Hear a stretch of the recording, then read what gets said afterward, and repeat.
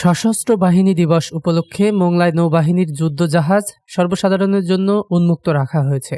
দিগরাজ নৌঘাঁটিতে বৃহস্পতিবার দুপুর থেকে বিকাল পর্যন্ত নৌবাহিনীর যুদ্ধজাহাজ বিএনএস কপোতাক্ষ দর্শনার্থীদের জন্য উন্মুক্ত রাখা হয়। খুব ভালো লাগছে।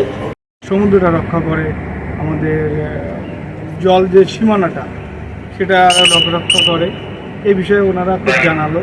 তারপর অনেক সময় যে কীভাবে জাহাজটা অ্যাঙ্কারিং করে বা কিভাবে যে একটা বোট বিপদে পড়লে সেখান থেকে তারা ছোট ছোট বোট নিয়ে যে কীভাবে তাদের সাহায্য করে, বা কোনো কারণে যদি জাহাজে ইলেকট্রিসিটি না থাকে তারা অন্য জাহাজ থেকে কীভাবে তারা সাহায্যটা নেয় কিসের মাধ্যমে, এই সমস্ত সম্পর্কে এনারা খুব আন্তরিকতার সাথে আমাদের বলেছে।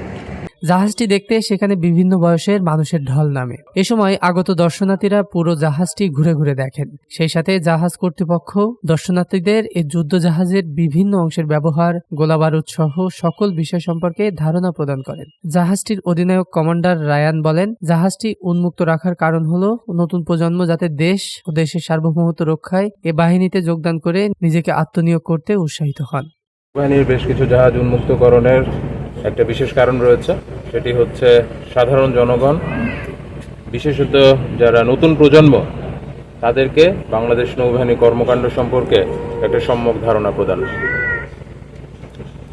আমরা চাই আমাদের নতুন প্রজন্ম যেন দেশমাতৃকার সেবায় নিজেকে নিয়োজিত করে এবং বাংলাদেশকে একটি সুখী সমৃদ্ধ দেশ হিসেবে গড়ে তোলার জন্য তারা যেন বাংলাদেশ নৌবাহিনীতে যোগদান করে। ডেস্ক রিপোর্ট, দৈনিক রানা।